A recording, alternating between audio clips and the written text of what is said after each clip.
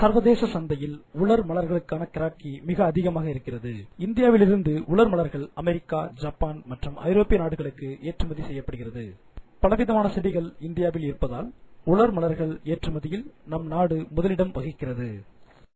உலர் மலர்கள் என்பது மலர்கள் மட்டுமின்றி உலர்ந்த கிளைகள், விதைகள் மற்றும் பட்டைகளையும் குறிக்கும். உலர் மலர்கள் மற்றும் செடிகளை ஏற்றுமதி செய்வதன் மூலம் இந்தியாவில் ஒரு வருடத்திற்கு ரூபாய் 100 கோடி அந்நிய செலவாணி கிடைக்கிறது.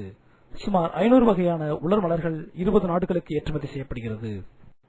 இந்த உலர் மலர்களிலிருந்து கைவினை காகிதம், பெட்டிகள், புத்தகங்கள், வாழ்த்து அட்டைகள், சணல் பை, அலங்கார புகைப்படம் மற்றும் பலவிதமான பரிசு பொருட்கள் செய்யப்படுகின்றது. உலர் மலர்களை கொண்டு இப்பொருட்கள் செய்யப்படுவதனால் அதன் அழகு கூடுகிறது. உலர் மலர்கள் அறுவடைக்கான உகந்த நேரம். உலர் மலர்கள் உற்பத்திக்கு மலர்களானது காலை வேளையில் பனித்துளிகள் காய்ந்த பின்பு செடியிலிருந்து வெட்டப்படுகிறது. மலர்களுடன் கூடிய வெட்டப்பட்ட கிளைகள் சிறு கட்டுகளாக கட்டப்பட்டு உடனடியாக சூரிய ஒளியிலிருந்து அப்புறப்படுத்தப்படுகிறது. சூரிய ஒளியில் உலர்த்துதல் இது மிக எளிய மற்றும் செலவில்லாத உலர்த்தும் முறையாகும். கட்டப்பட்ட மலர் கட்டுகள் கயிறு அல்லது மூங்கிலின் உதவியால் தலைகீழாக தொங்கவிடப்படுகிறது. இம்முறைக்கு ரசாயன பொருட்கள் தேவையில்லை. நல்ல காற்றோட்டம் மிகவும் அவசியம். மேலும் இம்முறையில் பூஞ்சானங்கள் தாக்குவதற்கு வாய்ப்புகள் மிக அதிகம். குளிர் உலர்த்துதல் முறைக்கு மிக அதிக விலையுள்ள சாதனங்கள் பயன்படுத்தப்படுகிறது. ஆனால் இம்முறையில் உலர் மலர்களின் தரம் அதிகம் என்பதால் மிக அதிக விலைக்கு விலை போகிறது. கிளிசரின் முறை. மலர்களின் ஈரம் காய்ந்த பின்பு கிளிசரின் தெளிக்கப்படுகிறது. மிக தரம் வாய்ந்த மலர்கள் இம்முறையில் தயாரிக்கப்படுகிறது. அழுத்த முறை. இம்முறையில் உறிஞ்சும் காகிதம் அல்லது சாதாரண காகிதம் பயன்படுத்தப்படுகிறது. இம்முறையில் மலர்கள் தட்டையாக்கப்படுவதால் அதிக சேதத்திற்கான வாய்ப்புகள் அதிகம். பாலிசெட் பாலிமர். பாலிசெட் பாலிமரை தெளிப்பதன் மூலம் மலர்கள் உலர்த்தப்படுகிறது. மேலும் இம்முறைக்கு மிக குறைந்த நேரம் தேவைப்படும்.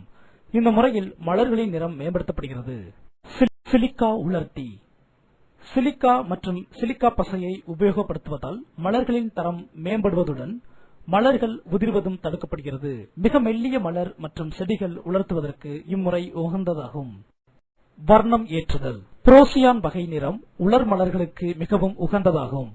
முதலில் 4 கிலோகிராம் அளவு கலர்பொடியை 20 லிட்டர் நீருடன் கலக்க வேண்டும். பின்பு இக்கரைசலை 800 லிட்டர் சுடு நீருடன் சேர்த்து அதனுடன் 20 லிட்டர் அசிட்டிக் அமிலத்தை சேர்த்து கலக்க வேண்டும். மிகவும் மிருதுவான மலர்களின் நிறத்தை கூட்டுவதற்கு மக்னீசியம் குளோரைடு சேர்க்கப்படுகிறது. உலர் மலர்கள் இந்த நிறத்தை உறிஞ்சும் வரை அவற்றை இக்கரைசலில் ஊற வைக்க வேண்டும்.